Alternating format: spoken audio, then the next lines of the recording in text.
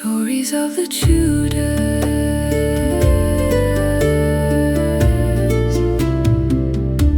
Stories of the Tudors.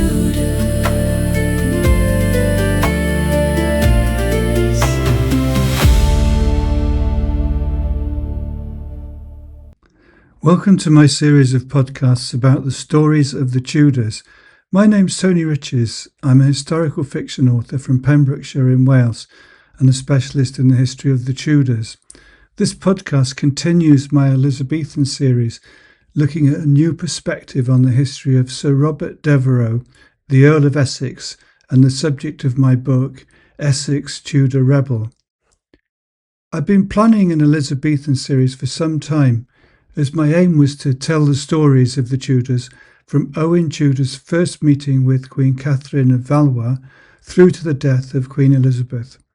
I decided to show the fascinating world of the Elizabethan court through the eyes of the Queen's favourite courtiers. And when I was writing the previous book about Sir Francis Drake, the Earl of Essex appeared in Devon demanding to sail with Drake to take on the Spanish. In a typical move for Essex, not only did he not have the Queen's permission, she expressly forbade him to go, putting Drake in quite a quandary. Robert Devereux's story is one of ambition, pride, love, betrayal, and a fatal miscalculation.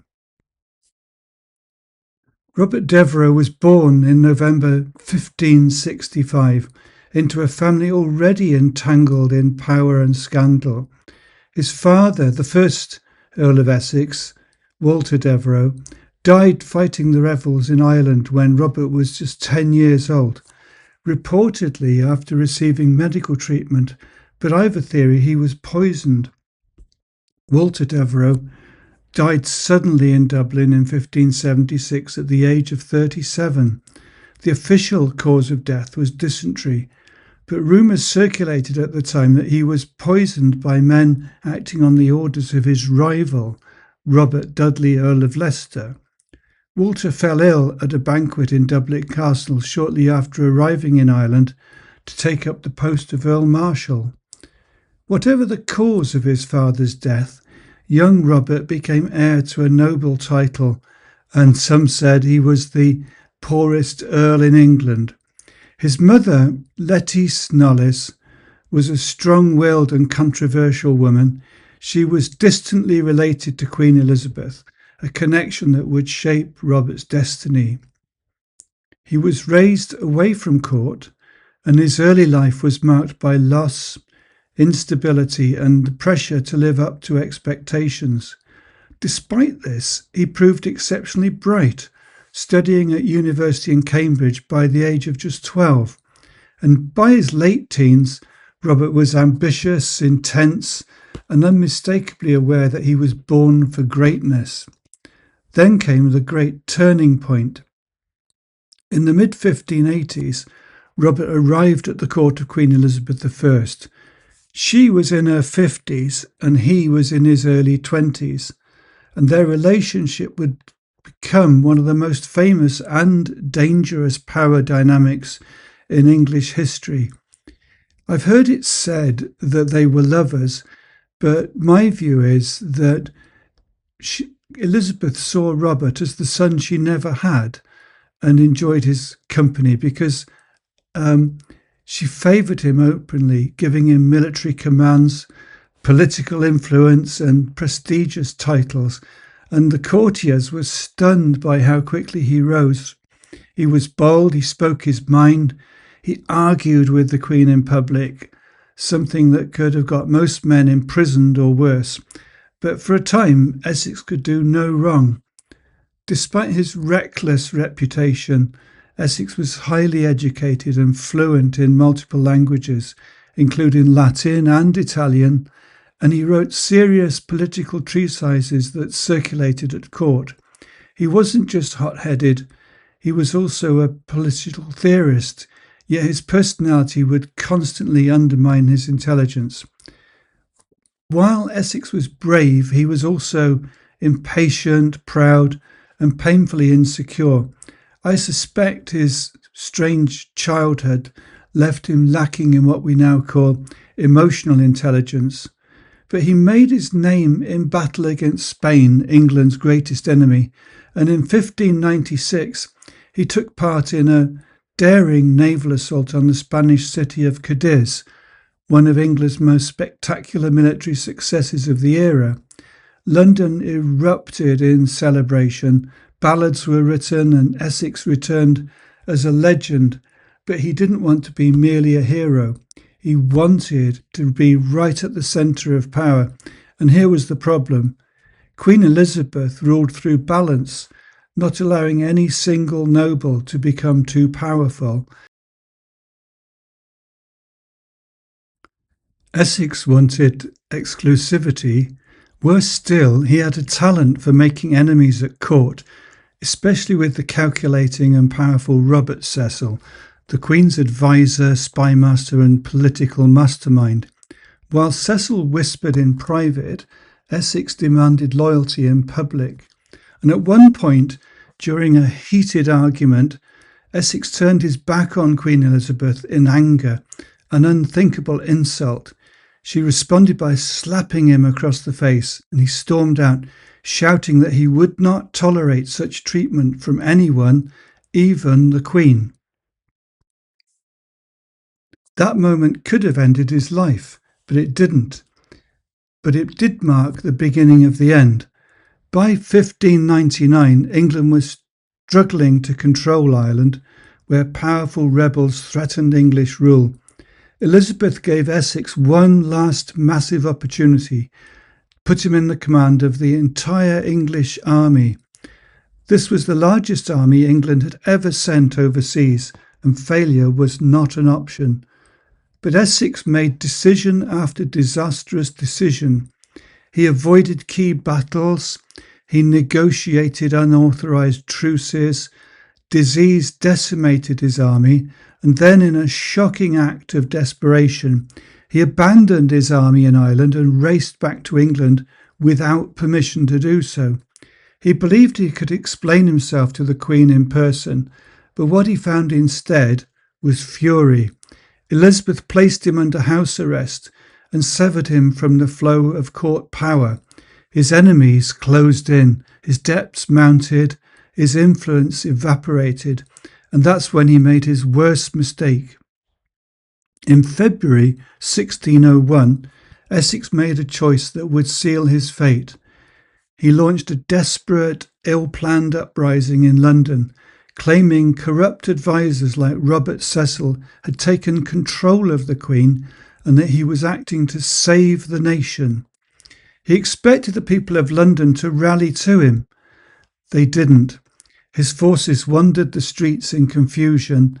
Royal troops surrounded him, and within hours his rebellion collapsed without any battle.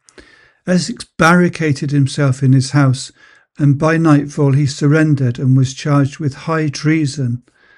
This time Elizabeth couldn't protect him. Essex was convicted. Even his former allies testified against him, and Robert Cecil, the man he had long underestimated, orchestrated the legal case with cold determination. On February 25th, 1601, at the age of 34, Robert Devereux was led to the scaffold inside the Tower of London. According to witnesses, he was calm, he prayed, he forgave his enemies, but one swing of the axe ended his life. Queen Elizabeth, who had once delighted in his charm, reportedly aged visibly after his death, and she never spoke his name again. So who was Robert Devereux? Was he a hero, a traitor, a victim of court politics? The truth is much messier and complex. He was brave, sometimes recklessly so. He was intelligent, but emotionally volatile. He believed in honour, but demanded it on his own terms. He wanted glory, influence, and love, all at maximum intensity. And Tudor England was not a world that rewarded excess for long. Queen Elizabeth lived for just 2 more years after Essex's execution. She grew withdrawn and some historians believe that having Essex executed, someone she'd once loved and trusted on a personal level, marked one of the great emotional wounds of her life. Robert Devereux's story is not just the tale of a rebel. It's the story of what happens when ambition outpaces restraint, of what happens when pride drowns out strategy, and how even the most powerful favoritism cannot save a man from himself. He soared higher than almost anyone of his generation, and he fell faster than almost anyone in Tudor history. Here is a short excerpt from the audiobook edition. Chapter 23, February 1598.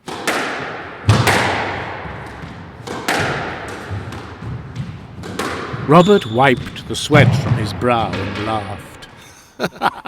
I concede. You could have let me win. For once. Charles Blunt swished his racket through the air. I might have. But did you not see we had an audience? His voice echoed in the tennis court, built for the Queen's father, but never used by the Queen. Robert glanced up at the viewing gallery, disappointed to see it empty. I was too busy trying to win. Your secret is safe with me, Lord Essex, but you will not be surprised to know Lady Elizabeth Bridges came with a lady companion to watch you play. Robert bent to retrieve the tennis ball and tossed it into the leather bucket with the others. How do you know? It wasn't you they came to see. My life is complicated enough without the attentions of the Queen's maids of honour. Your life is a fresh spring breeze compared with my stormy existence, Lord Mountjoy. I confess I enjoy their attention, but regret there is no opportunity to do anything about it. I might have some sympathy, Lord Essex, were you not the Queen's favourite, and now Earl Marshal of England, ranking above the Lord High Admiral himself? Robert grinned. That was a poke in the eye to my critics. Robert Cecil has even made me secretary while he's off on his fool's errand in France. You don't have much hope for his chances. King Henry is a wily old fox, not beyond forgetting his promises. Robert Cecil will do his best, and I wish him well. Robert pulled a cape over his tennis clothes. He persuaded the Queen I should have the cochineal we brought from the Azores at a discount. I'll clear £7,000 in profit. A drop in the ocean towards your debts, and I'll wager Robert Cecil has asked for some favour in return. Only that I'll keep his best interests in mind while he's away, which of course I would have done anyway. Robert stepped out into a cool shower of rain, refreshing after his exertion.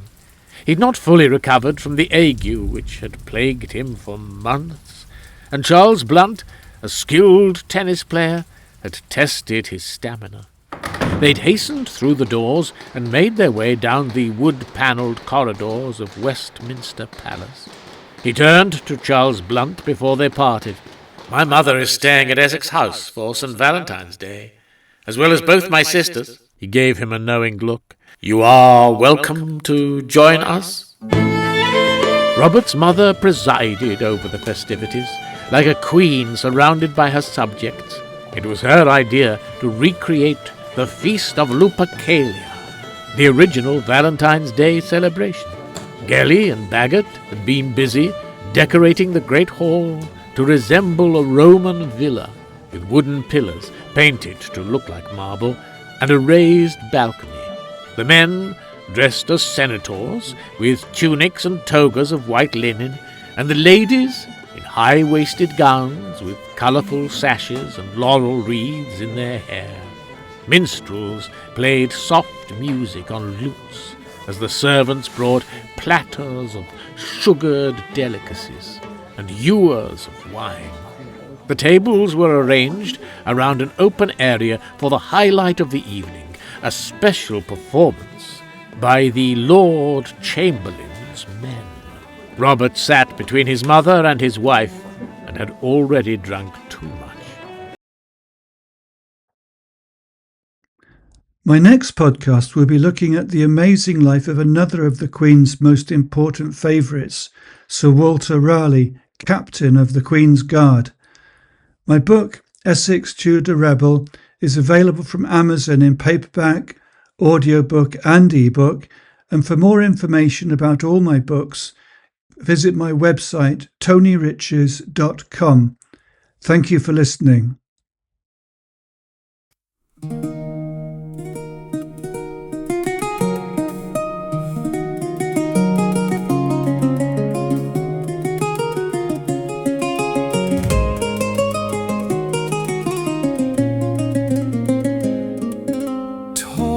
At the gate, silk on his sleeve, he bowed to the throne with a boyish grin. The court leaned in to watch him move, a bright young blade in a world of rules. She saw the spark, he saw the door. She wanted youth, he wanted more. A glance, a jest, a secret stay. Two hungry hearts in one gold cage. He came for more, she kept him near. Young blood, old crown.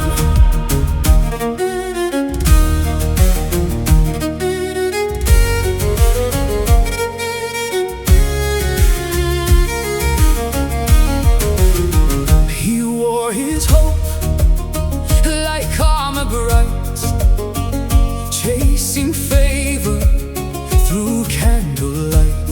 She laughed at his pride like a son she made, and every smile could raise his name. He craved a banner, a place to say, gold in his hand and a path to sway. She held the room with one calm look. He read her warmth like an open book. He came for more, she kept him near. Young blood, old crown.